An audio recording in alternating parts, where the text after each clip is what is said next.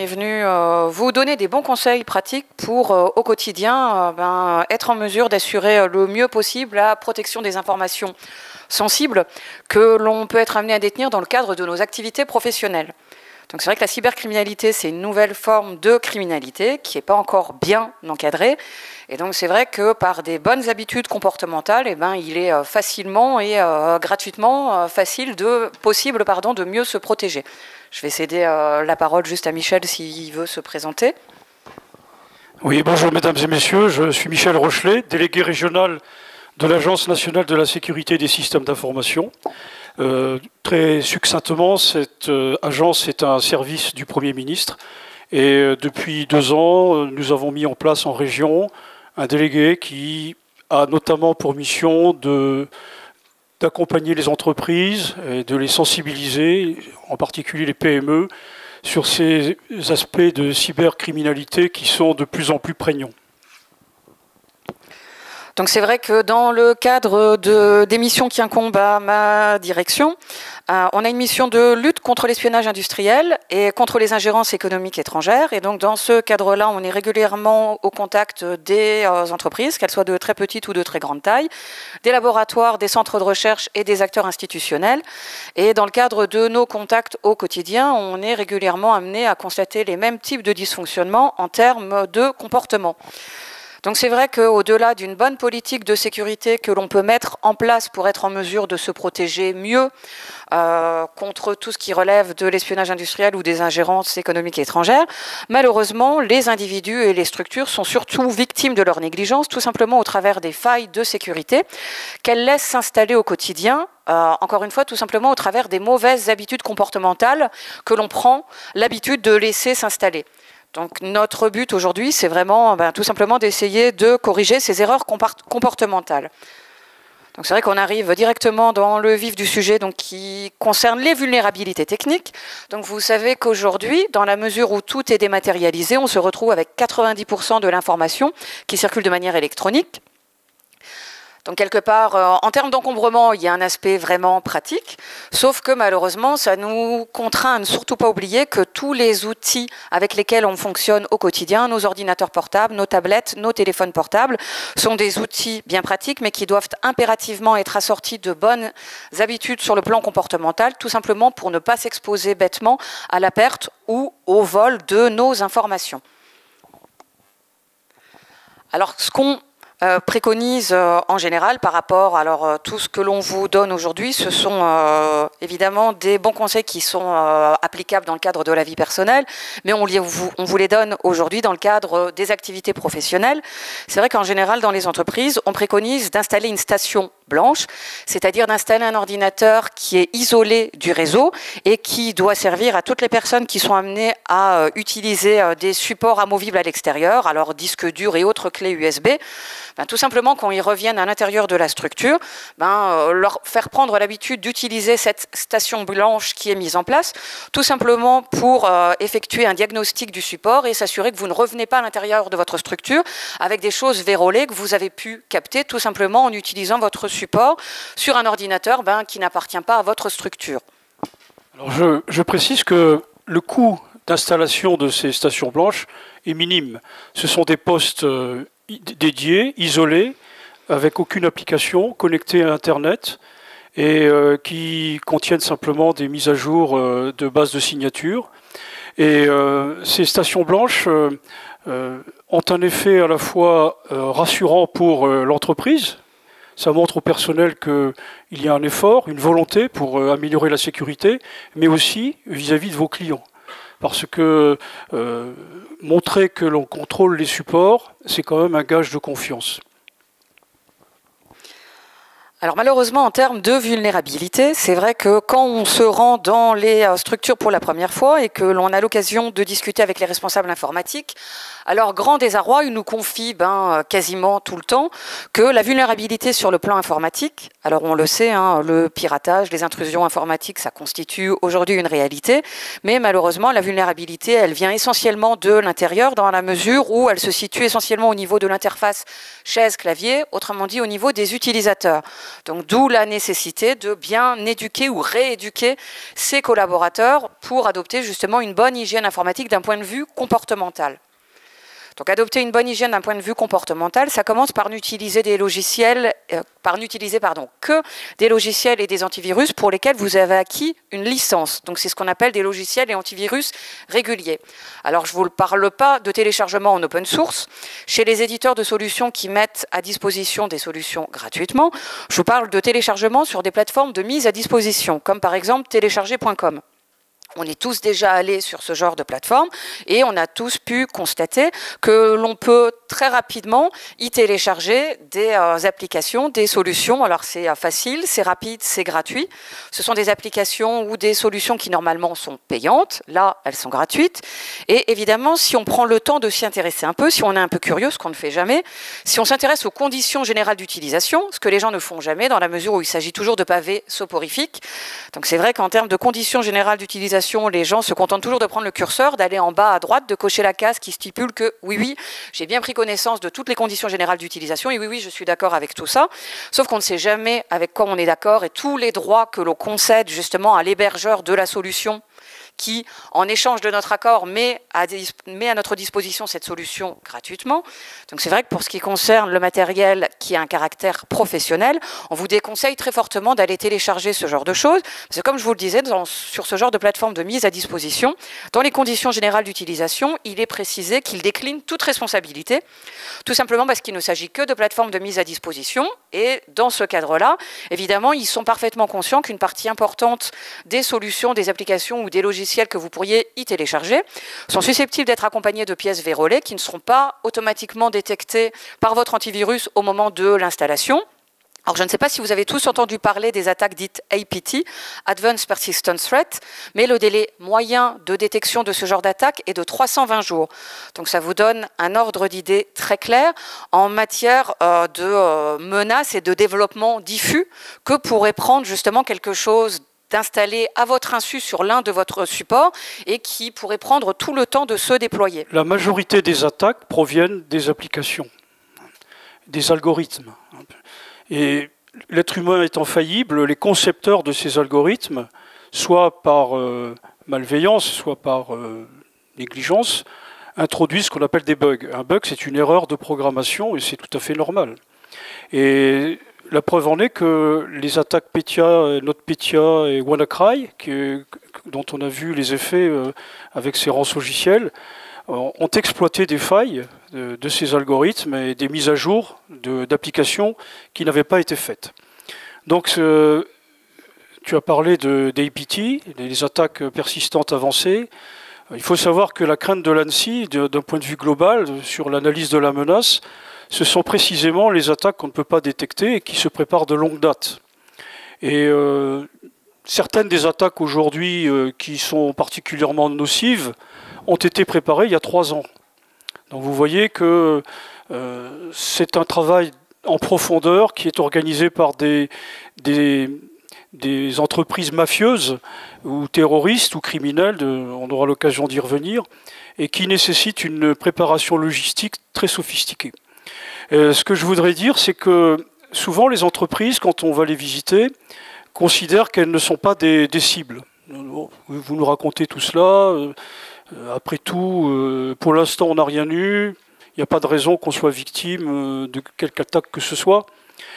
C'est une erreur, parce qu'il faut savoir que qu'on soit particulier dans une entreprise ou dans une administration, vous êtes une cible potentielle, nous sommes des cibles potentielles, parce que votre machine peut héberger à votre insu des applications malveillantes, et c'est ce qu'on appelle les réseaux botnet, hein, vous avez dû entendre parler de ça.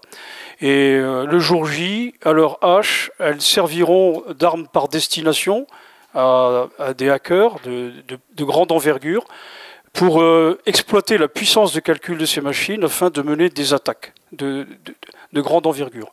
Donc il faut en avoir conscience et sortir de l'idée qu'on a une certaine immunité parce qu'on n'est pas une cible. Nous sommes tous des cibles potentielles. Voilà, exactement. Merci pour les précisions, Michel. En général, on vous préconise également, et il y a de plus en plus de grands groupes qui le font, de désactiver totalement ou partiellement les périphériques dont on n'a pas forcément l'utilité.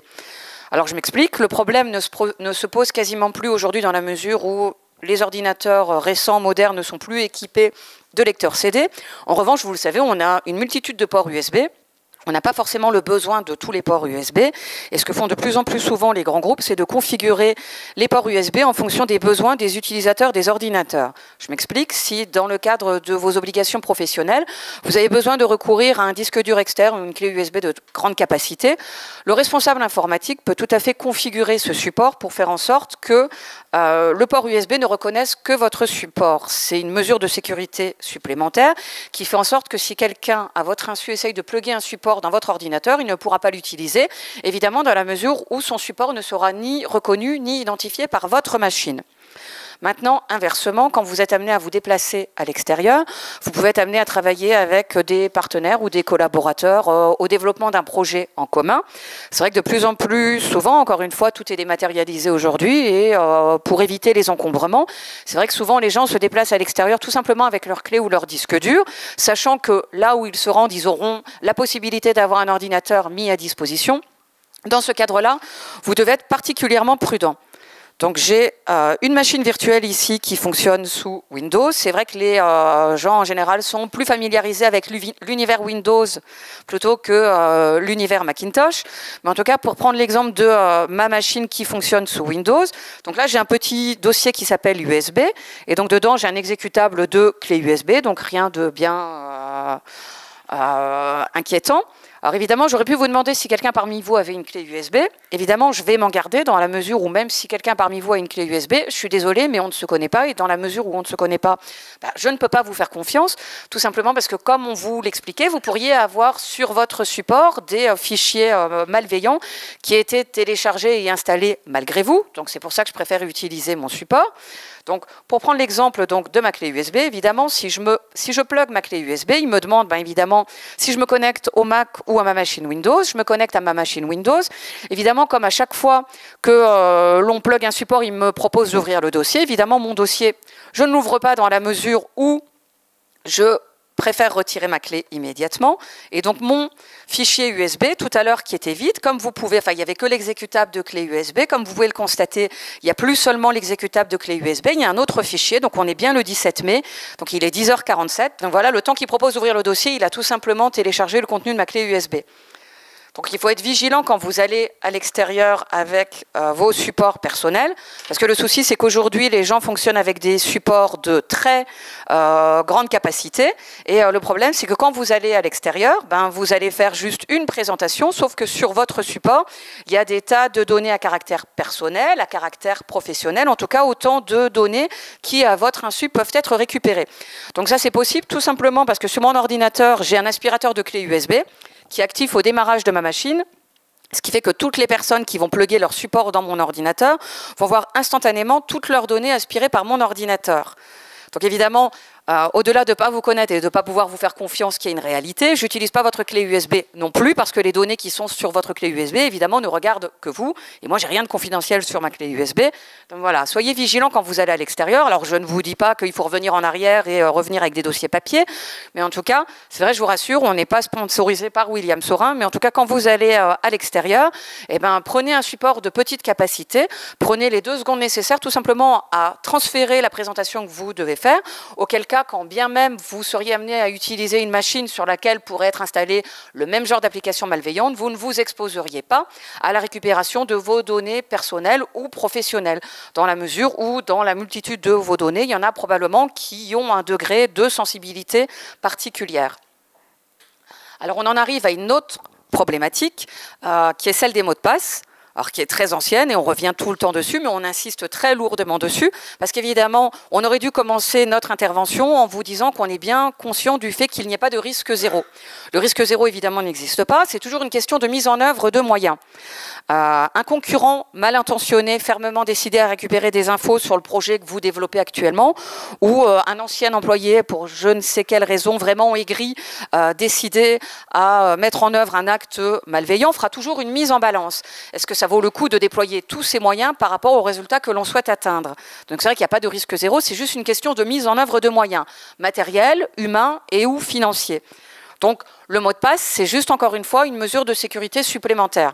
Alors, vous savez qu'avant, on disait qu'il faut que le mot de passe soit solide. Il faut qu'il soit constitué de 8 à 10 caractères alphanumériques, donc majuscules, minuscules, chiffres et caractères spéciaux. Aujourd'hui, on dit même 10 à 12 caractères alphanumériques. Malheureusement, donc j'espère que cette fois, ça fonctionne sur le bureau là. Et oui, c'est magique. On utilise une application qui nous donne tout simplement le temps nécessaire à craquer un mot de passe. Et donc, comme vous le savez, la plupart des gens utilisent en guise de mot de passe leur date de naissance, celle d'un conjoint ou celle d'un des enfants compactée en 6 chiffres. Donc si on prend l'exemple d'un mot de passe à 6 chiffres, si je prends, si j'ai les doigts qui bug, 1, 2, 3, 4, 5, 6, voilà, c'est instantané évidemment dans la mesure où c'est dans le top 10 des mots de passe les plus utilisés. Donc on peut se dire c'est normal, il n'y a que 6 chiffres. Donc si on rajoute 7, 8, 9 en se disant que on peut mettre la date, l'année de naissance en entier, c'est toujours instantané dans la mesure où c'est dans le top 60. Si on rajoute le 0 et on a utilisé tous les chiffres du clavier, c'est toujours instantané, c'est dans le top 1160. Donc vous l'avez bien compris, un mot de passe qui ne recourt qu'à l'utilisation de chiffres, c'est tout sauf sécurisé. Donc évidemment, on vous conseille d'utiliser un mot de passe qui soit solide, qui respecte les règles de sécurité. De même que l'on vous préconise de ne jamais utiliser 2 fois le même mot de passe pour 2 applications différentes, tout simplement parce que dans la mesure où vous pourriez vous retrouver avec votre mot de passe qui a été compromis une fois dans le cadre d'une des applications que vous utilisez, vous vous exposeriez malheureusement à ce que votre mot de passe puisse être compromis avec toutes les autres applications pour lesquelles vous utilisez le même mot de passe. Et donc, si vous respectez les règles de sécurité, si vous utilisez des mots de passe différents pour toutes vos applications, eh bien évidemment, on vous préconise de ne pas vous promener avec un petit papier comme une liste de commissions sur lequel vous avez inscrit tous vos mots de passe. Parce qu'évidemment, sinon, ça ne sert à rien d'avoir des mots de passe. Alors, à juste titre, les gens nous disent comment vous voulez qu'on n'utilise que des mots de passe qui mêlent des majuscules, des minuscules, des chiffres, des caractères spéciaux, qui soient tous différents et qu'en plus, on les inscrive nulle part. Alors, ce que l'on peut vous conseiller, c'est par exemple, à titre de mot de passe, entre guillemets, racine, vous pouvez utiliser un mot de passe qui soit facile à retenir pour vous, qui soit significatif. Alors pour prendre mon exemple, moi je m'appelle Sandrine, si je voulais un mot de passe qui respecte les règles de sécurité, je pourrais par exemple décider d'écrire mon prénom avec un S majuscule, c'est pas bien compliqué. Je pourrais mettre un arrobase à la place du A, ça me ferait déjà une majuscule et un caractère spécial. Ensuite je pourrais écrire le reste de mon prénom tout simplement en lettres minuscules. Je pourrais décider de séparer mon prénom de mon année de naissance par un dièse, ça me ferait un second caractère spécial. Et donc Sandrine dièse mon année de naissance, ça me fera respecter toutes les règles de sécurité. Donc Sandrine dièse 1982, évidemment c'est pas vrai. Et donc voilà, vous vous doutez bien qu'il ne faut jamais de la vie 26 millions d'années pour craquer Sandrine dièse 1972, mais en tout cas, ça vous donne un ordre d'idée très concret de la différence qui peut exister entre un mot de passe trop simple et un mot de passe qui respecte les règles de sécurité. Une fois que vous avez votre mot de passe qui respecte les règles de sécurité et qui est suffisamment solide, vous pouvez trouver un autre moyen mémotechnique, tout simplement pour dupliquer ce mot de passe à toutes les applications pour lesquelles vous avez besoin d'un mot de passe et pour que ce soit facile à retenir pour vous. Alors, un exemple, évidemment, si par exemple j'étais titulaire d'un compte Facebook et si je voulais utiliser ce mot de passe là, par exemple pour Facebook, je pourrais tout simplement décider d'accoler à la fin de mon mot de passe qui est déjà sécurisé la première et la dernière lettre de l'application pour laquelle j'ai besoin d'un mot de passe. Donc si c'était Facebook, je pourrais mettre un F et un K, ça ne ferait que renforcer le degré de sécurité de mon mot de passe. Si je voulais par exemple protéger un document Word avec un mot de passe, je pourrais mettre un W, un D, etc. Voilà. Donc évidemment, alors le but c'est que vous trouviez chacun votre mot de passe sécurisé qui vous permette après de le dupliquer à toutes vos applications. Évidemment, ce n'est pas de tous utiliser Sandrine dièse 1972. Sinon, encore une fois, il n'y a aucun intérêt. Mais en tout cas, voilà, c'est un moyen qui peut être facile d'utiliser des mots de passe différents qui sont tout le temps solides, sécurisés, sans vous compromettre. Donc c'est vrai que si vous avez des gens qui passent chez vous de façon éphémère, voilà, on ne se dit pas, bon, le stagiaire, il est là que 15 jours, on ne va pas s'embêter à lui créer des droits, on lui donne nos droits de cession. Non, la personne qui est chez vous pour un temps éphémère, vous ne savez pas où elle va passer après, vous ne connaissez pas son degré de connaissance en informatique. Si vous lui confiez vos droits d'accès, vous ne savez pas ce qui peut se passer après coup. Donc évidemment, voilà, comme je vous le disais, un mot de passe, un login, un mot de passe, c'est personnel, c'est individuel. Je rajoute que lorsque on entre dans une entreprise, on se voit confier un ordinateur et un identifiant et un mot de passe. Mais il est quand même tout à fait recommandé que la machine oblige l'utilisateur à la première connexion à saisir son propre mot de passe. Et non pas de conserver celui de la première de la mise en service de l'appareil. Et ça, c'est vraiment très important parce que on constate, quand on va voir les entreprises, que ça n'est pas souvent fait. Et donc, comme tu le disais fort justement, c'est vraiment personnel un mot de passe. C'est exactement comme votre code bancaire. Et je vous citerai un exemple que j'ai vu lors d'une analyse de risque que j'ai faite dans un centre hospitalier, où là, vous avez des automates qui vont doser les produits radioactifs, qui vont vous faire un savant mélange de produits anesthésiants. Et quand j'interrogeais avec le plus grand respect le chirurgien pour savoir comment fonctionnait cette machine, je l'ai vu taper 000, le code usine. Donc c'est vraiment le genre de choses qu'il faut combattre parce que parfois nos vies peuvent être confiées à des robots qui sont dont on peut facilement prendre le contrôle. Donc vous voyez, ce que dit Sandrine, c'est vraiment essentiel également. Les mots de passe, c'est parfois contraignant, c'est parfois même insupportable. Je suis moi-même le premier à pester contre la nécessité de changer tous les 3 mois mon mot de passe, surtout dans l'organisme auquel j'appartiens, où on est très exigeant là-dessus. Mais il faut savoir qu'il y a des méthodes très simples. Par exemple, un alexandrin, vous prenez la première lettre de chaque mot et vous avez une combinaison de caractères qui est à peu près inviolable. Mais 12 caractères de ce type font que un attaquant va être dissuadé. Donc voilà, ça c'est le b.a.-ba, c'est le b.a.-ba, d'avoir des mots de passe assez robustes. Et d'ailleurs, quand vous vous connectez à certains services sur Internet, on vous mesure la robustesse de votre mot de passe. Donc il faut en tenir compte. Mais c'est contraignant.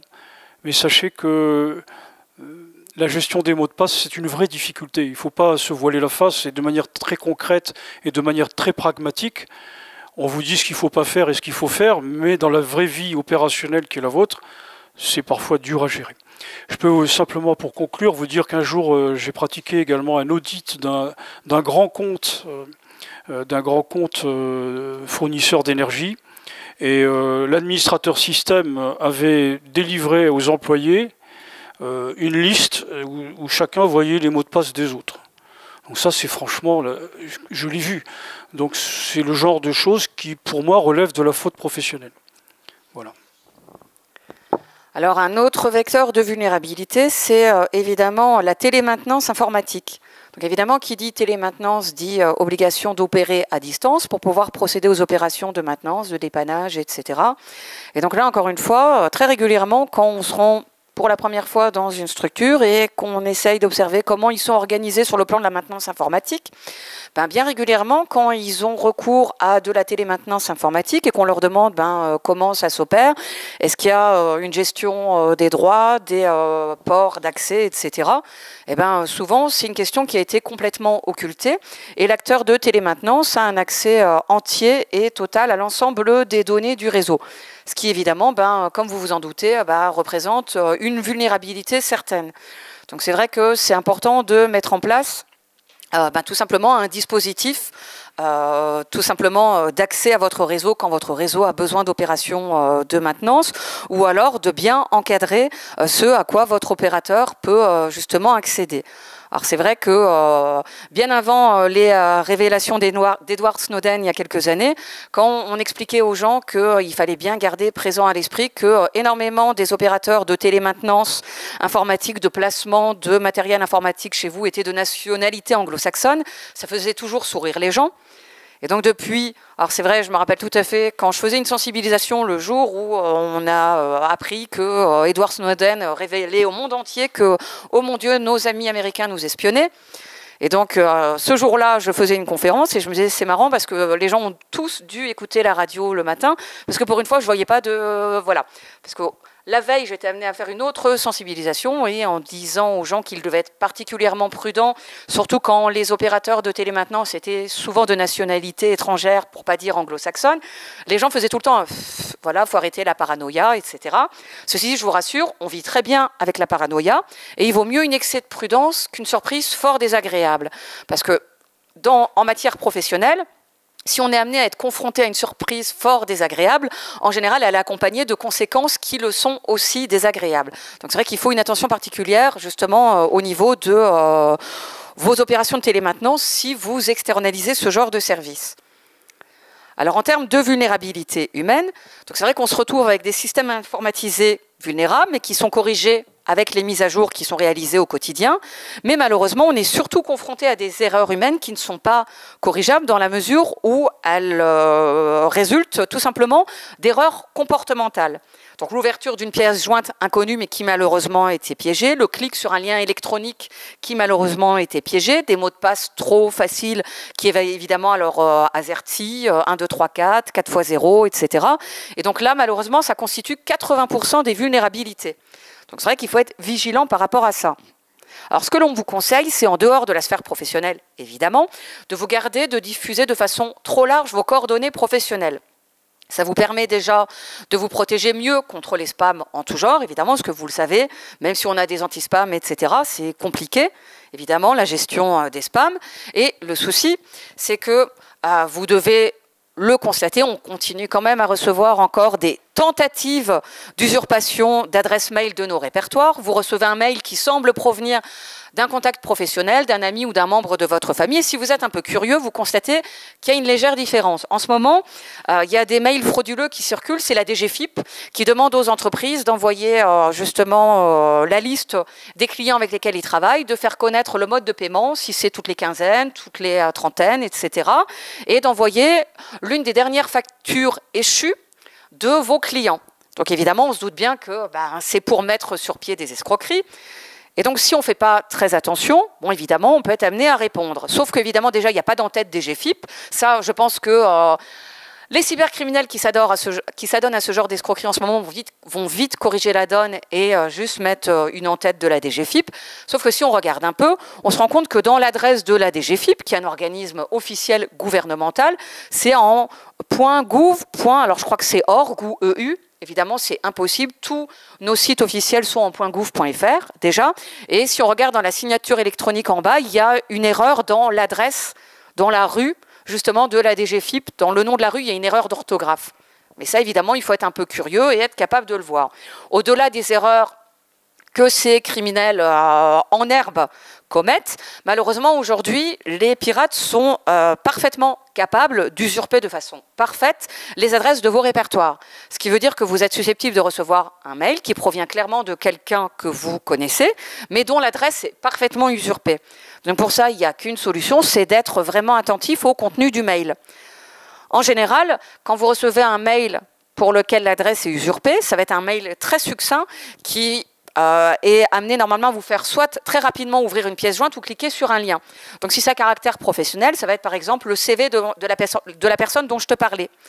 Si votre correspondant vous a pas parlé d'une personne en vous disant « tu vas voir, génial, je t'envoie le CV », évidemment, soit vous décrochez le téléphone, vous appelez votre correspondant, soit vous supprimez immédiatement le message, soit ça va être, par exemple, le site de l'entreprise dont je te parlais, de points avec un lien électronique sur lequel vous devez cliquer. Si dans un passé très récent, vous n'avez pas eu ce genre de conversation avec votre correspondant, qui ne vous a pas dit « tu vas voir cette boîte, génial, je t'envoie le lien, etc. », évidemment, gardez-vous de cliquer sur le lien. Il n'y a rien à faire. Une fois que la pièce jointe piégée ouverte ou que le lien électronique piégé, qui était piégé, vous avez cliqué dessus, évidemment, il n'y a rien à faire pour vous protéger. Donc, soyez juste très attentifs au contenu du message. Si c'est à caractère personnel, ça va être « par exemple, trop fun, les photos regardent », avec un lien sur lequel on vous invite à cliquer. Soyez attentifs à la façon dont la personne vous parle. Souvent, c'est comme ça qu'on peut se rendre compte qu'effectivement, c'est un peu bizarre par rapport à l'émetteur du courrier qui n'a pas l'habitude de vous parler comme ça. Alors évidemment, limitez votre messagerie professionnelle, bien sûr, à un usage strictement professionnel. Encore une fois, vous vous protégerez contre les spams et vous vous protégerez contre les genres d'attaques qui se répercutent de plus en plus souvent. J'imagine que vous avez tous entendu parler de la première grosse vague d'attaques de rançongiciel que l'on a eue sur le Grand Est, au travers du virus Loki. Donc Loki, c'était il y a 3 ans, en juin, ça fera 3 ans. Et comment est arrivé le virus Loki dans les boîtes mail de toutes les personnes? Tout simplement au travers d'une facture Free que les gens n'avaient pas payée. Je vous laisse tout simplement imaginer le nombre de personnes qui, dans leur messagerie professionnelle, se sont empressées d'ouvrir la facture Free qu'ils n'avaient pas payée, quand bien même ils n'étaient pas clients de Free.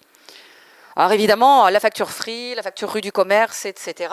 Gardez-vous d'ouvrir tous ces messages quand ils arrivent dans votre messagerie professionnelle. En général, même si vous êtes amené à faire quelque chose à caractère personnel depuis votre lieu professionnel, vous allez le faire depuis votre messagerie personnelle. Donc quand il y a ce genre de choses, évidemment, supprimez immédiatement les messages. De toute façon, c'est vrai que tout est dématérialisé aujourd'hui. Ceci dit, si vous devez réellement de l'argent, vous vous doutez bien que la facture, elle va finir par vous arriver à l'ancienne sous format papier dans votre boîte aux lettres. Et comme je vous l'ai dit, pensez à systématiquement bien vérifier l'expéditeur des emails et à être attentif justement à l'adresse mail utilisée. Alors bien sûr, on vous l'a dit, n'ouvrez pas les courriers électroniques douteux et n'utilisez pas n'importe quel support. Alors là, il y a USB Killer. Je ne sais pas si vous avez déjà tous entendu parler d'USB Killer. C'est un peu à la mode, USB Killer. Alors c'est une clé USB qu'on achète, qui a été piégée, qui a été, entre guillemets, court-circuitée. Et le problème, c'est que cette clé USB, quand vous la pluguez dans votre ordinateur, instantanément, ça va vous griller le disque dur, la carte mère. En tout cas, vous n'aurez plus de possibilité d'accès à vos données. Alors ça fait rire, ça a déjà été utilisé dans quelques lieux universitaires en France. En tout cas, pour les personnes qui se retrouvent avec les données complètement supprimées, si vous n'avez pas un système de sauvegarde efficace qui était stocké ailleurs que sur votre ordinateur, vous pouvez être bien ennuyé. Alors le problème, c'est que USB Killer, ce sont des clés USB classiques que l'on peut commander sur Internet. Alors ça vaut une trentaine ou une quarantaine de dollars. Et en tout cas, ça peut vraiment faire du mal justement à des structures en fonction du degré de sensibilité de vos données. Et le souci, c'est qu'aujourd'hui, on en est à la 4e version, je crois, d'USB Killer. Alors au départ, comme vous pouvez le voir sur la photo, c'était des clés USB facilement identifiables. Aujourd'hui, les dernières versions, ce sont des clés classiques noires. Donc soyez attentifs quand on vous offre des clés, voilà, soyez vigilants. On peut s'exposer à ce genre de choses. Sur la 2e photo, vous avez une cigarette électronique. Alors pourquoi? Tout simplement parce que ça a été médiatisé, encore une fois, il y a 2 ans et demi. Des utilisateurs de cigarettes électroniques qui, tout simplement, ont voulu recharger leur cigarette électronique sur leur ordinateur au travers de la connectique USB et qui se sont retrouvés avec un virus dans leur ordinateur. Alors pourquoi? Tout simplement, alors là, il n'y avait pas grand-chose à faire. Évidemment, c'est tout simplement parce que dans la conception d'usine, il y avait du code malveillant injecté dans la connectique de la cigarette électronique. Alors vous savez que tout ce genre d'objet, aujourd'hui, c'est généralement made in Asia quand ce n'est pas made in China. Soyez très attentifs justement par rapport au type d'objet que vous pouvez être amené à connecter sur vos machines. Que ce soit n'importe quelle connectique, une cigarette électronique, votre téléphone ou quoi que ce soit, quand vous avez à procéder à un rechargement, privilégiez toujours le rechargement secteur. Alors évidemment, j'en profite pour vous rappeler, alors vous savez que maintenant c'est devenu à la mode, partout vous retrouvez des stations de rechargement pour vos téléphones. Ça avait commencé pour les utilisateurs d'Apple. Maintenant, ça s'est dupliqué dans la mesure où les autres utilisateurs ont tout simplement des supports universels. Donc c'est vrai que vous devez absolument vous garder d'utiliser les stations de rechargement qui sont mises à votre disposition parce que c'est le premier moyen justement d'infecter à votre insu votre support. Donc soyez particulièrement attentifs par rapport à ça. Alors, quelques conseils pour mieux se protéger. Toujours avoir des sauvegardes de vos contenus. Je vous l'ai dit, l'importance des sauvegardes. Toujours sur un support dédié et isolé. Donc de tout ce qui peut être contenu sur vos ordinateurs, sur vos tablettes, sur vos téléphones. Bien sûr, procédez quotidiennement à la mise à jour de votre système d'exploitation et de toutes les applications que vous pouvez avoir installées sur vos divers supports. Utilisez un gestionnaire de mots de passe. Alors, vous pouvez procéder au stockage du mot de passe chiffré sur vos appareils. Alors, on vous déconseille très fortement d'aller stocker vos mots de passe dans le cloud, évidemment, dans la mesure où c'est beaucoup moins sécurisé. Je ne sais pas si tu as des commentaires, Michel. Je réagissais à un incident, par exemple, si on est victime d'une attaque informatique, le premier réflexe, c'est la panique, évidemment. Et donc, quand je vais voir des entreprises, le conseil que je donne, c'est de prendre un peu de temps au niveau du COMEX, de l'entreprise, pour réfléchir à ce qu'il faudrait faire si on est victime de ce genre d'attaque. Et ça concerne notamment les sauvegardes, parce que c'est pour ça que je rebondis sur le terme sauvegarde. On considère qu'une sauvegarde, ça se restaure facilement, et on a sauvegardé, on est sauvé. C'est pas vrai. Parce qu'il faut peut-être, dans la moyenne des cas, une semaine pour retrouver un état normal. Donc ça, il faut l'anticiper. C'est pour ça que lorsque on a la responsabilité d'emploi d'une entreprise, c'est juste une réflexion que je vous livre, il est bon d'imaginer ce que peut être une cellule de crise. Et il faut absolument que le patron ou la patronne soit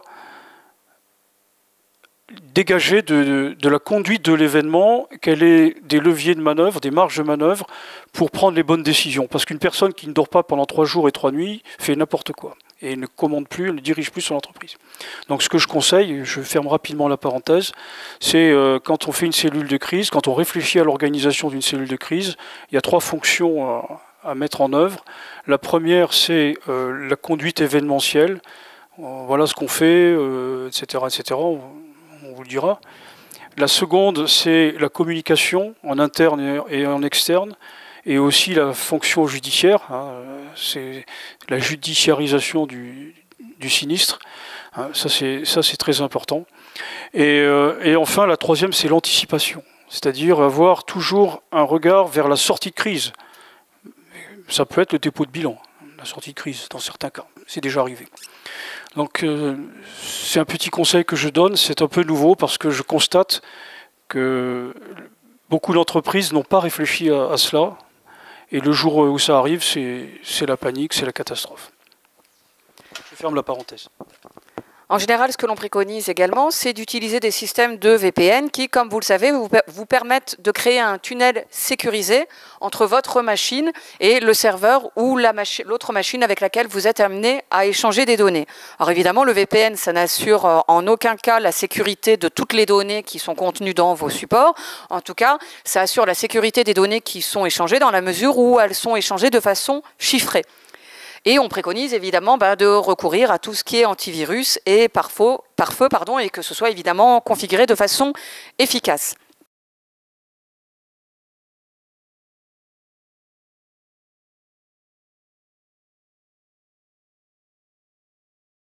Juste un mot sur les antivirus.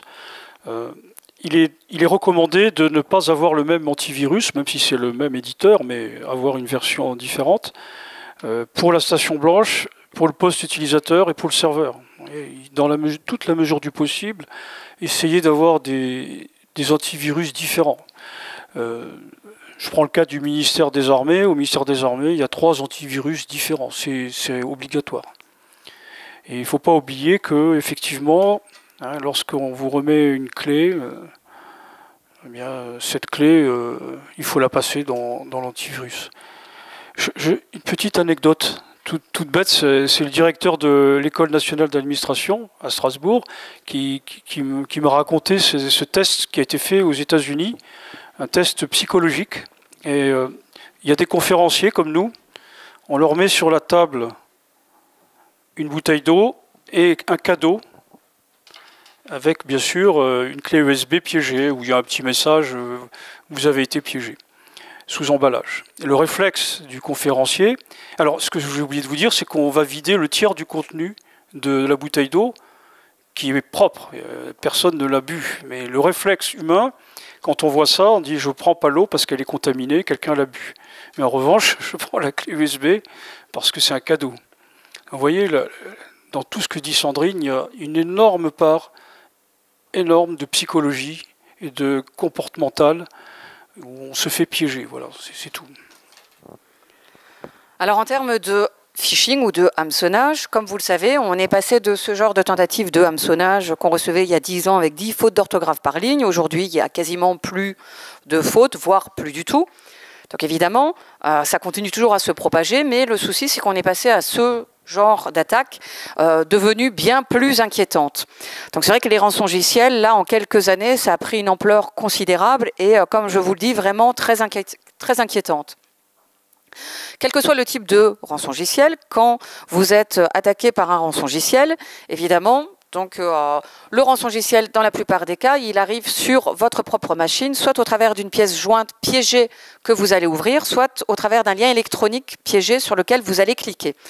Une fois que le mal est fait et que vous permettez au logiciel de se déployer sur votre machine, il va commencer déjà par chiffrer ou crypter, si vous préférez, toutes les données de votre machine. Ce sont des logiciels extrêmement vicieux qui utilisent tous les canaux de circulation possibles. Ce qui veut dire que plus vos droits d'accès informatique seront étendus, plus votre capacité de nuisance sera grande. Si vous avez par exemple un dossier qui s'appelle fichier partagé avec certains de vos collaborateurs, ça va déjà constituer un premier canal de circulation qui va permettre au virus malveillant de se déplacer vers les autres machines et à l'infini au travers de tous les canaux de circulation possibles, sachant que le délai maximal de propagation est de 7 jours. Donc 7 jours, ça laisse du temps pour créer beaucoup de torts sur un réseau informatique, quelle que soit la taille et l'ampleur de la structure que l'on représente. Une fois que le logiciel a exploité toute sa capacité de nuisance, vous allez avoir une fenêtre qui va s'ouvrir et qui vous fera connaître le délai qui vous est imparti et le montant de la rançon qui vous est réclamée, tout simplement pour pouvoir à nouveau accéder à vos données.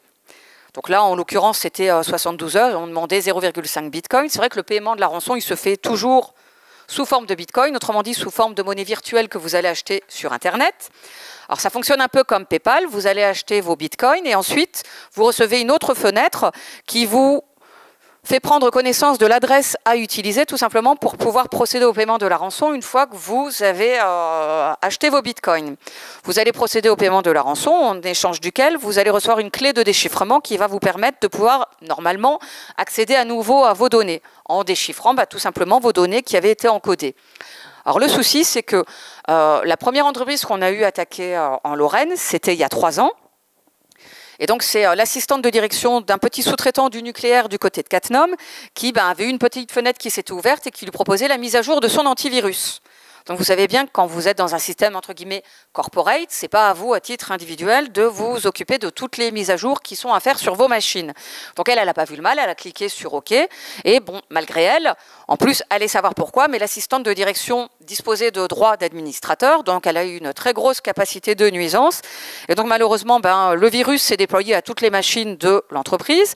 Et au bout d'un moment, s'est ouvert une petite fenêtre qui lui faisait savoir qu'elle avait 2 heures pour procéder au paiement d'une rançon d'un montant de 500 $ sous forme de bitcoin, et auquel cas, si dans les 2 heures la rançon n'était pas payée, le montant allait doubler.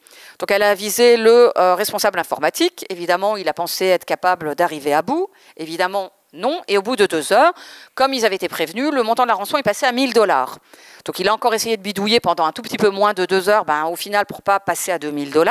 Voyant qu'il n'y arrivait pas, il a déconnecté la machine du réseau, eu recours à un prestataire informatique extérieur qui n'a rien pu faire pour lui, dans la mesure où, malheureusement pour eux, ils se sont rendus compte que le degré d'efficacité de leur sauvegarde était proche du 0,0, donc inexistant.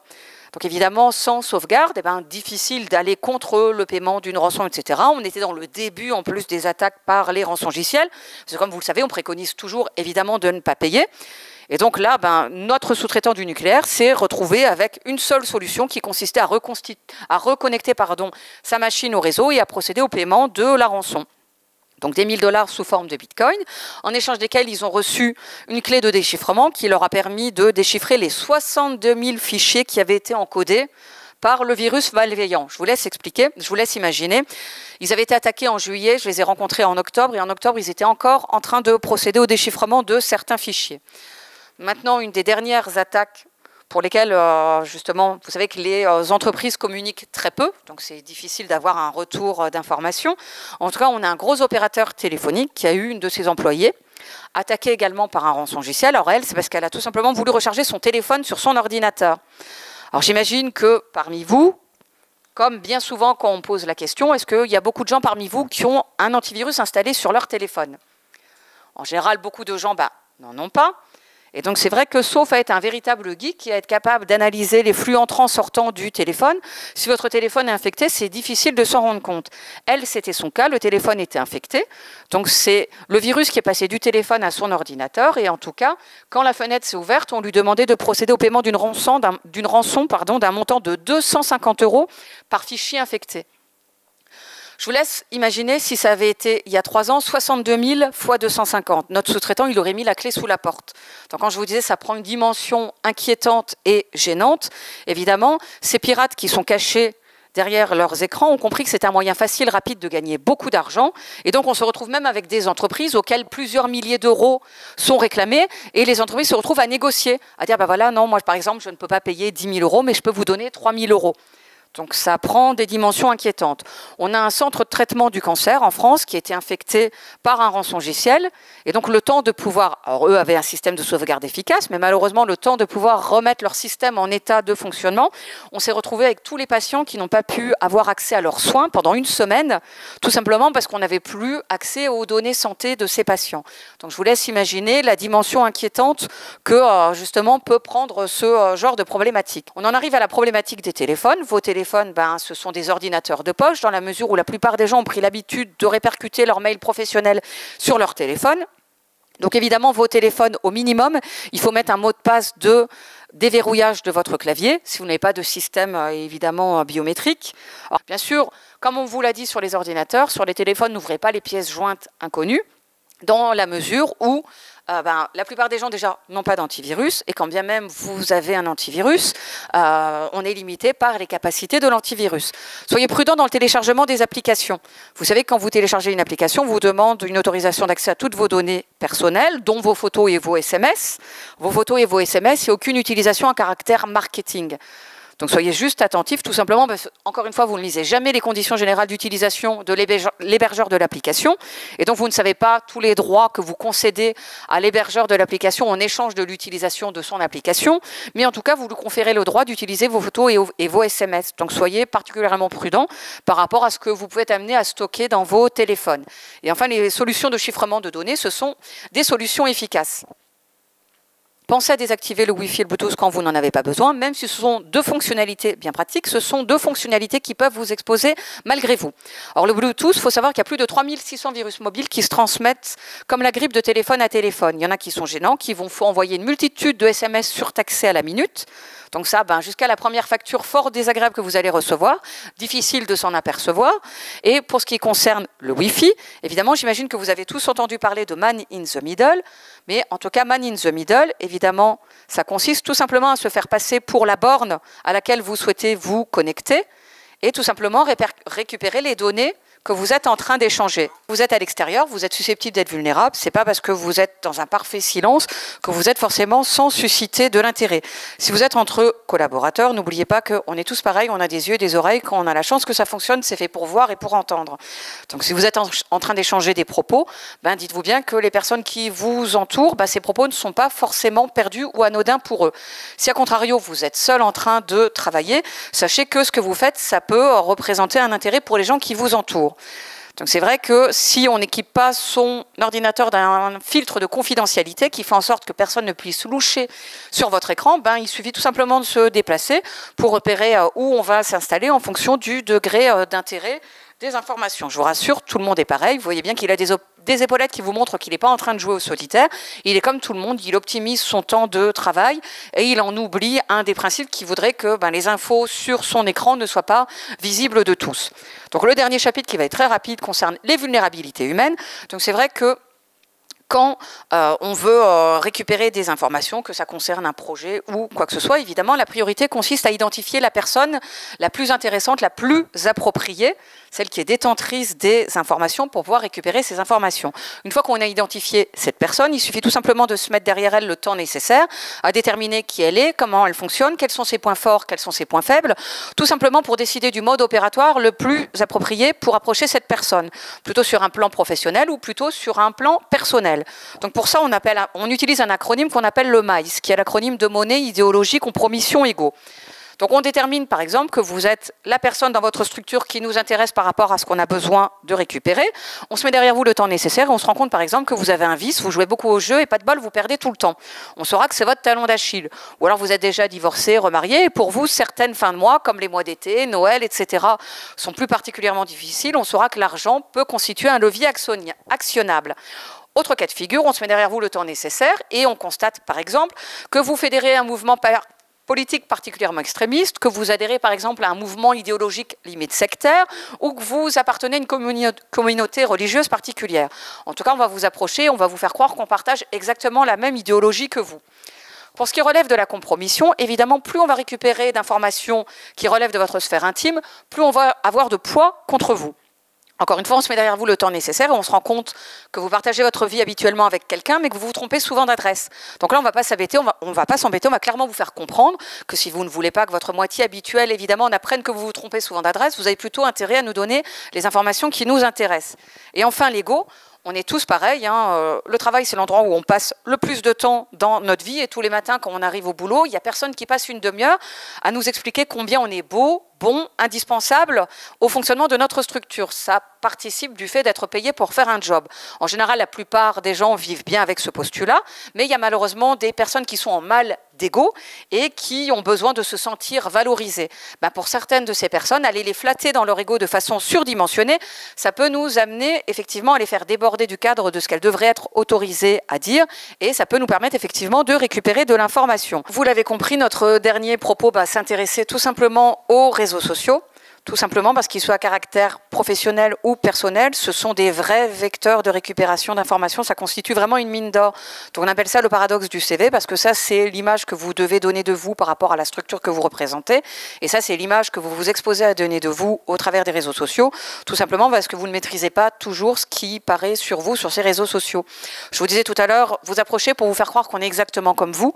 Là, on a un individu qui fait l'apologie du cannabis. Si on devait l'approcher, on devrait très rapidement lui faire comprendre qu'on a un vrai point commun et que nous aussi, on est justement fervent de la plantation de culture biologique.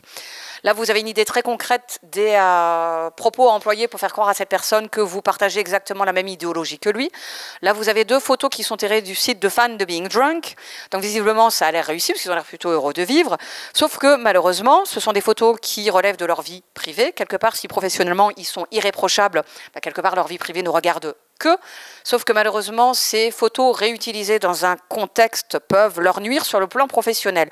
On peut tout à fait imaginer les concurrents de leur patron, si ces deux personnes travaillent pour un même employeur, qui aillent voir les clients de leur patron et qui disent « tu travailles avec eux, dis donc, t'as pas peur parce que regarde la tronche des mecs qui travaillent pour lui ». Il y aura peut-être quelques rares entreprises qui ne se laisseront pas influencer, mais malheureusement, dans la mesure où aujourd'hui la maîtrise de l'image est devenue quelque chose de très important, la plupart des gens se laisseront influencer par ce genre de propos, quand bien même ça n'a rien à voir avec l'intégrité professionnelle. Donc évidemment, être vigilant par rapport aux images. Le genre d'image que l'on doit avoir de vous, évidemment, elles sont de cet ordre-là et pas de cet ordre-là ou encore de cet ordre-là, parce qu'évidemment, ça peut être vite déstabilisant et décrédibilisant pour l'image de votre entreprise. Faites attention aux propos également. Donc un échange, un exemple, putain, trop les boules, j'ai pas eu le job d'assistante, merde, t'avais pourtant assuré, ouais, mais la DRH m'a pris de haut, une espèce de mal baisé, voilà. Bon, c'est un échange qui n'est pas d'un très grand niveau intellectuel. Entre deux amis, on peut se dire oui, et alors ? Sauf qu'évidemment, n'oubliez pas, droit de réponse oblige. Cher ami, je ne reviendrai pas sur notre entretien, car évidemment, son appréciation sur la candidature n'avait rien à faire sur un réseau social. Elle est gentille, elle lui donne quand même 3 conseils pour l'aider. Être plus attentive, dans la mesure où elle l'insulte sur Facebook en oubliant qu'elle l'avait accepté dans ses contacts quelques jours auparavant. Améliorer son orthographe et évidemment apprendre à structurer ses phrases et ses idées. Soyez très attentifs par rapport à tous les commentaires à caractère professionnel que vous pouvez être amené à déposer sur un réseau social, qu'il soit à caractère privé ou professionnel. Alors, je vous parlais de l'ego tout à l'heure. Donc là, comme vous pouvez le voir, on floute volontairement ce qui pourrait être gênant pour la personne, mais vous voyez que c'est un profil Facebook. Vous voyez que c'est une dame qui est prise en photo derrière son poste de travail. Elle a l'air plutôt pomponnée, elle a l'air d'aimer se mettre en valeur. Évidemment, elle précise qu'elle est attachée de recherche clinique, mais comme ça ne suffisait pas, il fallait qu'elle précise quel est le personnage clé des études cliniques avant la mise sur le marché d'un médicament. Donc comment mieux dire que si je fais partie de la concurrence et si je veux par exemple savoir sur quelle molécule travaille actuellement son entreprise, elle fera partie en priorité des personnes que je vais approcher, parce qu'il y a de grandes chances qu'en la valorisant, elle en arrive à dire des informations qui ont un caractère de confidentialité. Donc ça, c'est juste les conditions générales d'utilisation qu'on ne lit jamais, qui vous exposent malgré vous. Alors il y a celle de Facebook à qui l'on concède des tas de droits. Sachez qu'aux États-Unis, il y a des femmes qui se sont retrouvées en photo sur des grands encarts publicitaires dans la rue à partir de photos que Facebook avait vendues à des sociétés de marketing publicitaire. Elles se sont rassemblées, elles ont attaqué Facebook et évidemment elles ont perdu. Pourquoi? Tout simplement parce qu'elles avaient validé les conditions générales d'utilisation à la création du compte. Donc bien sûr, je ne vous dis pas de ne pas aller sur les réseaux sociaux, je vous dis d'y aller en toute parcimonie et d'être particulièrement attentif. Donc pas d'infos à caractère trop perso, reste attentif aux sollicitations que l'on reçoit au travers de ces réseaux sociaux, se crée une adresse mail spécifique bidon qu'on n'utilise que pour les réseaux sociaux, qui soit complètement distincte de votre adresse de messagerie personnelle. Ça permet vraiment de mieux protéger votre messagerie personnelle. Pas de mot de passe trop facile, bien sûr, pas de groupe ou de commentaires qui pourraient engager votre responsabilité pénale. Restez discret sur ses activités et ses relations. Comment mieux vous dire que quand vous mettez « Waouh, trop bien, 2 semaines en Thaïlande », comment mieux dire que si vous avez une belle maison ou un bel appartement, déjà on sait qu'on a 2 semaines pour effectuer une visite, et qui plus est, si vous avez bon goût, on a 2 semaines pour se servir. Pas de commentaires ou de photos, bien sûr, qu'on regretterait dans un contexte autre que celui du réseau social, et ne pas dire ce qu'on ne dirait pas à un inconnu dans la rue. Je vous l'ai dit, le travail, c'est l'endroit où on passe le plus de temps dans notre vie. Et pourtant, nos collaborateurs de travail avec lesquels on passe précisément ce plus de temps, bien souvent, on ne leur raconte pas 10% de ce qu'on pourrait aller mettre sur Internet à disposition de milliards d'internautes. Donc je clôt l'intervention par une image anecdotique qui résume plutôt bien la sphère Internet telle qu'on peut la connaître aujourd'hui. Donc je cède la parole à Michel. Je vous remercie pour votre attention, qui veut vous parler des bons conseils pratiques, justement, qui sont mis en œuvre par l'ANSSI. Merci Sandrine pour remettre en perspective tout ce qui vient d'être dit. Moi je vous propose, vous pourrez les récupérer à la sortie, 2 guides. Le premier qui est à l'intention des dirigeants d'une entreprise avec 12 règles essentielles. Ça donne un peu l'esprit de la manière de protéger son système d'information. Et puis la seconde, c'est le guide d'hygiène informatique, où là il y a 42 règles d'hygiène, dont je vais simplement vous rappeler une dizaine très rapidement. Ça fait un peu la synthèse de tout ce qu'on vient de dire. La première c'est un problème de gouvernance. En fait, quand on veut améliorer le niveau de sécurité de son entreprise en cybersécurité, il existe des moyens peu coûteux et de bon sens, et notamment la désignation d'un RSSI. Alors je sais qu'un ETP, on n'a pas forcément les moyens de désigner un RSSI, mais au moins un référent dans l'entreprise, une personne qui va être le point de contact s'il y a des problèmes. Donc j'insiste pas trop, mais c'est important. Évaluer les risques, ça c'est un souci, parce que c'est un travail de professionnel. Donc évaluer les risques cyber, ça coûte cher. Ça, là-dessus on n'est pas bon. Il faut qu'on améliore nos processus, nos méthodes d'analyse de risque, parce que c'est coûteux, mais on ne peut pas faire l'économie d'une analyse de risque si on veut améliorer le niveau de cybersécurité. Le filtrage des flux, le cloisonnement, ça c'est important, c'est le travail des responsables informatiques. Je ne rentre pas dans la technique, mais c'est important parce que en amont de tout, on aurait pu commencer par cela, il y a la maîtrise de l'information. Et la maîtrise de l'information, c'est le management de l'information.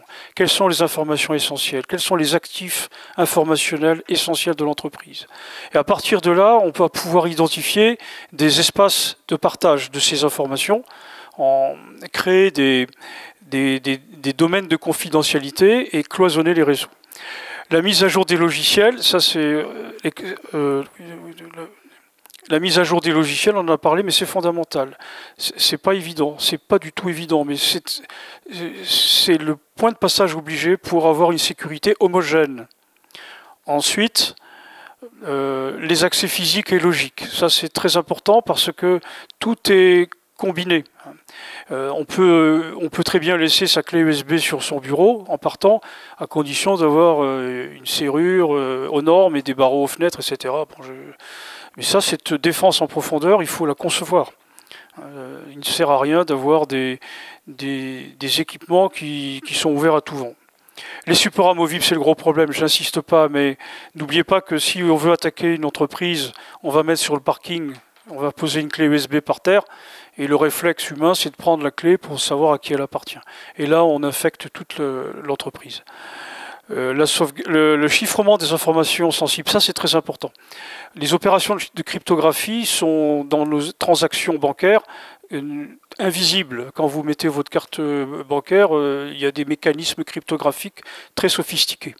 Mais il ne faut pas hésiter à chiffrer vos données sensibles dans des conteneurs. Il y a des applications. L'ANSSI recommande un logiciel qui s'appelle ZED, de la société Primix, qui est labellisé par l'ANSSI, qui permet de chiffrer, ça coûte très peu cher, des informations de niveau sensible. Donc vous communiquez à votre client ou votre destinataire ce conteneur, et bien sûr il faut qu'il ait le même moyen. La sauvegarde, c'est fondamental, à condition d'avoir des sauvegardes saines. La sensibilisation, c'est un acte, je dirais, vital. Et surtout, je voudrais conclure par le contrôle. Je ne sais pas si c'est un mal français, mais on ne sait pas contrôler. Il faut contrôler. Lorsque des mesures sont prises, il faut en vérifier l'application. Et il faut contrôler tout le monde, y compris l'administrateur système. Je connais une entreprise de la région que j'avais visitée. L'administrateur système connaissait tout, il me donnait des leçons d'informatique. Il n'empêche que son directeur a été obligé de s'en séparer parce qu'il y a eu une fuite massive de données.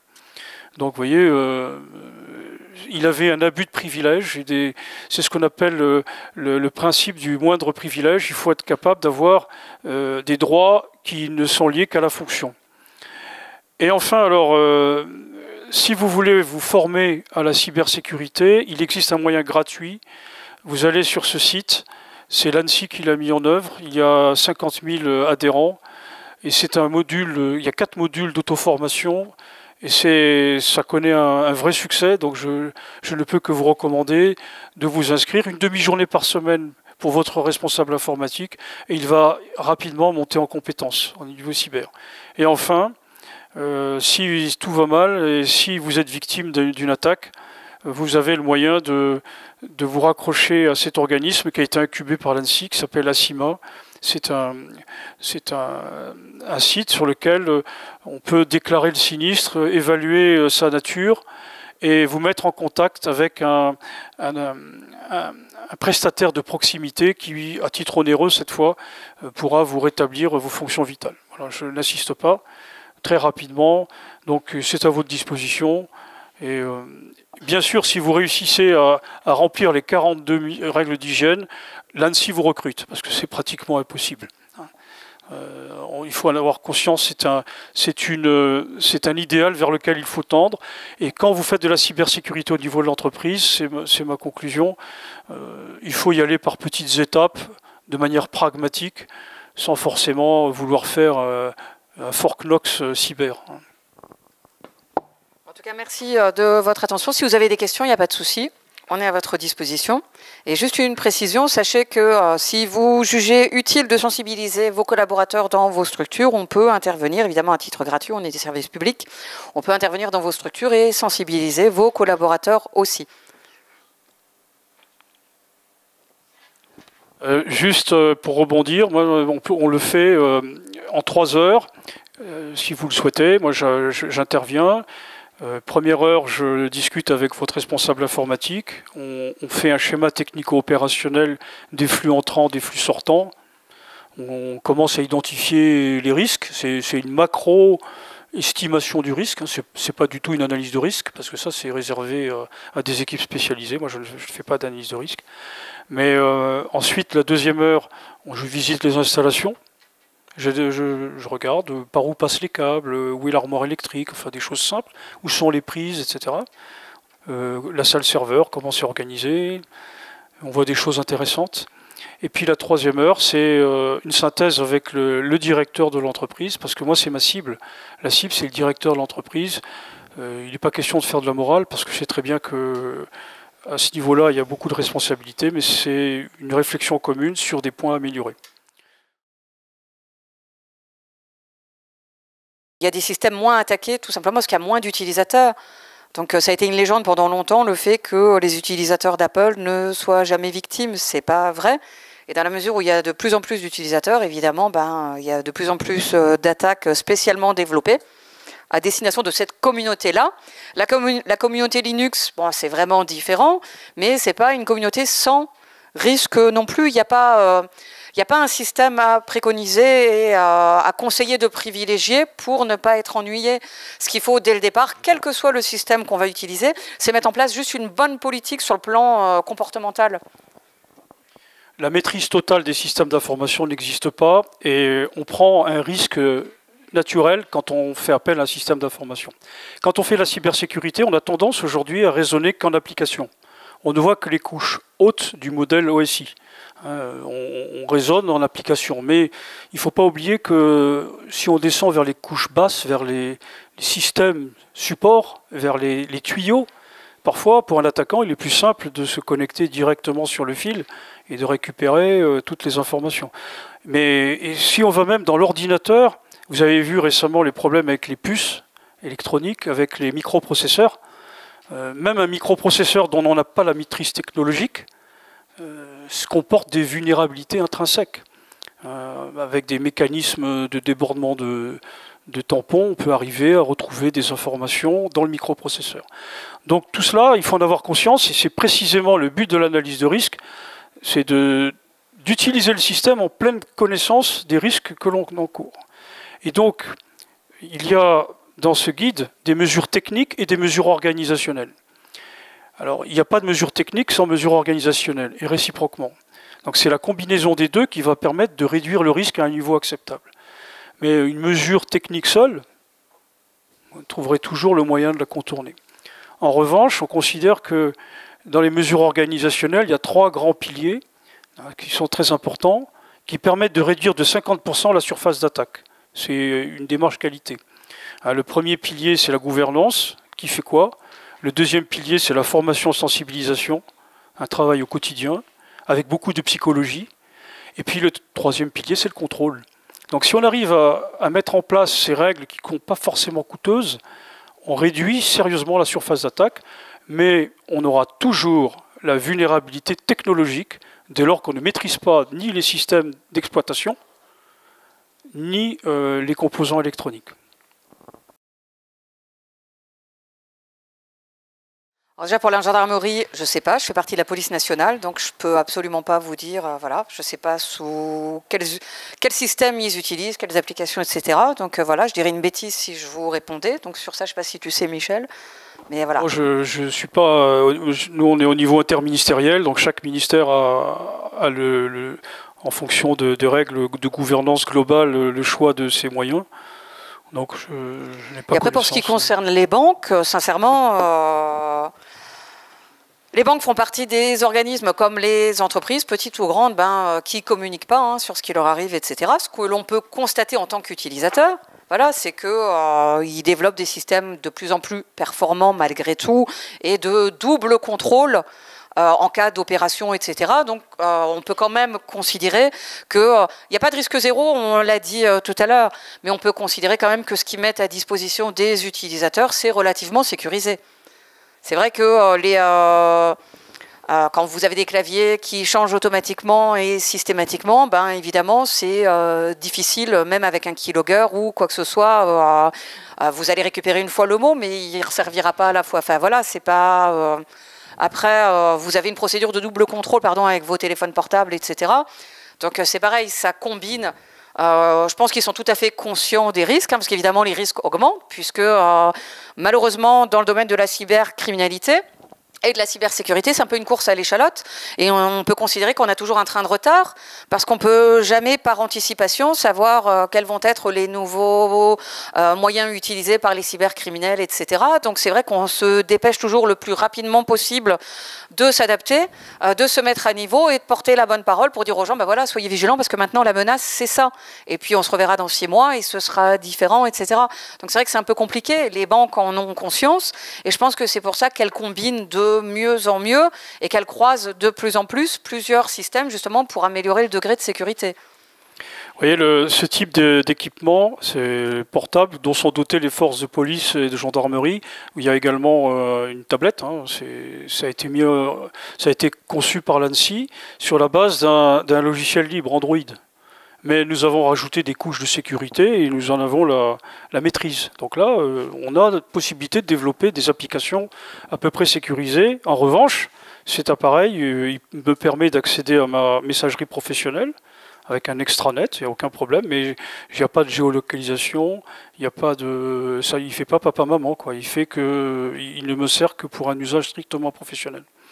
Et pour ce qui est des banques, effectivement, il faut quand même avoir, tout le système repose sur la confiance, c'est le mot le plus important, la confiance. En règle générale, si vous êtes victime d'un préjudice, il y a un remboursement, hein, dès lors que vous portez plainte. Et si vous n'avez pas communiqué votre code à tout va, ça m'était arrivé, moi, chez un pompiste à Versailles, c'était il y a une dizaine d'années, enfin c'est ma femme, hein. Il y avait une caméra, on lui a demandé de ressaisir 2 fois le code, c'est des procédés vieux comme le monde, mais ça marche. Et ce qui nous a sauvés, c'est que le procureur de la République, juste avant, s'était fait piéger, alors ça a accéléré l'enquête, mais on a été remboursé, donc il y a un moment, on peut se faire piéger, quoi, sans problème. Et bien sûr, bien sûr. Il n'y a pas de préconisation là, c'est à vous de savoir où vous devez placer le curseur en termes de sécurité. C'est ce qui se produisait souvent et ce qui se produit un peu moins dans les laboratoires, c'est qu'évidemment dans les échanges de données massives dans le cadre des calculs des molécules, etc., souvent les chercheurs étaient amenés à désactiver l'antivirus parce qu'il fallait genre 2 jours pour transférer des données qui auraient pris 2 heures sans l'antivirus, jusqu'au jour où ils ont été piratés. Et quand vous avez des partenariats, notamment franco-étrangers, et qu'il faut aller annoncer à son partenaire que les données sur lesquelles on travaille ensemble ont été piratées, c'est moyen. Donc voilà, c'est vrai que dans toutes les préconisations que l'on donne, on en est conscient. Alors c'est pas des empêchements de fonctionnement, mais bien sûr, pour certains, ça ralentit le système de fonctionnement. Mais après, tout dépend de ce que l'on veut protéger, de ce que l'on a besoin de protéger. C'est vrai que tous les conseils que l'on préconise, c'est attaché à ce qui revêt un caractère de sensibilité. Donc s'il n'y a pas de caractère de sensibilité, ça ne sert à rien de mettre tout ça en application. Alors dans votre téléphone, en fonction du degré de sensibilité des informations que vous pouvez être amené à y stocker et que vous pouvez être amené à y recevoir, soit vous acceptez effectivement de fonctionner plus lentement parce que vous avez l'antivirus, et c'est vrai, évidemment, ça ralentit la machine. Et puis de toute façon, vous l'avez bien vu, plus on a d'applications et de choses actives sur le téléphone, et plus souvent on est obligé de le recharger aussi, hein, c'est une réalité. Mais malheureusement, là, sur ça, on ne peut pas... Voilà. On a souvent la question aussi d'héberger des données sensibles sur le cloud. Quel est le niveau de confiance ? La question qu'il faut se poser, c'est est-ce que ces données seront mieux protégées auprès d'un prestataire de cloud ou chez soi? Il faut faire une analyse de risque. Et pourquoi pas? Pourquoi pas? Donc ça aussi, ça demande une vraie réflexion. Et il y a une prise de risque calculée. Mais on peut très bien avoir beaucoup d'intérêt à héberger ces données dans le cloud, parce que le cloud aussi à un niveau applicatif, donc on peut restaurer ces applications sans problème si on est victime d'une attaque. Donc il faut faire vraiment la part des choses. En revanche, les données super sensibles, il faut les chiffrer, il faut les protéger in situ. Ça, vous voyez, c'est vraiment une démarche de réflexion qu'il va falloir faire maintenant avec les données personnelles. Parce que le traitement la protection des données personnelles n'est qu'un sous-ensemble de la problématique de la protection des données de l'entreprise. Aujourd'hui, on a tendance à voir le problème par le petit bout de la lorgnette, c'est-à-dire que le RGPD fait peur à tout le monde, on se dit ça va me coûter cher, on ne voit que ça. Et en fait, il faut voir les actifs de l'entreprise au sens global.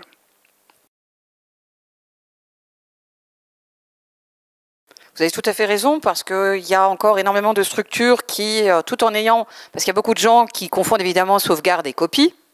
Donc évidemment, une copie ne constitue en aucun cas une sauvegarde, surtout si les fichiers sont vérolés. Et il y a énormément de gens qui stockent leur sauvegarde sur leur serveur principal. Donc ce qui veut dire que, évidemment, si votre serveur est compromis, votre système de sauvegarde est compromis aussi. Donc c'est vrai que la sauvegarde, normalement, elle doit être isolée du réseau. Donc ça, c'est important, c'est vrai. Et elle doit être particulièrement dédiée. Et c'est vrai que normalement, elle ne doit pas être attachée au réseau. Alors, on vous donnait l'exemple du centre de traitement du cancer. On a eu des hôtels. Vous savez maintenant que dans les hôtels, dans la plupart des hôtels, ce sont des systèmes d'accès par carte. Et donc, il leur a fallu être attaqué 3 fois par un rançongiciel pour comprendre qu'il fallait enfin mettre en application le respect de l'une des règles préconisées justement dans le guide de préconisation de l'ANSSI, qui est d'opérer des cloisonnements. Et donc, ils avaient le logiciel qui pilotait l'ouverture des postes, qui était sur leur serveur principal. Ils ont été attaqués une fois, évidemment obligés de payer là, parce que quand à l'instant T, vous avez tous vos clients qui sont bloqués, qui ne peuvent pas accéder aux chambres, évidemment, ce n'est pas possible. Donc là, on ne peut pas se dire il va falloir 2 jours, 3 jours ou une semaine pour remettre le système en état de fonctionnement. Donc il aura fallu payer 3 fois pour comprendre enfin qu'il fallait isoler le logiciel du serveur. Mais c'est vrai que c'est tout à fait vrai, les sauvegardes, non seulement elles doivent être efficaces, mais elles doivent être isolées, effectivement.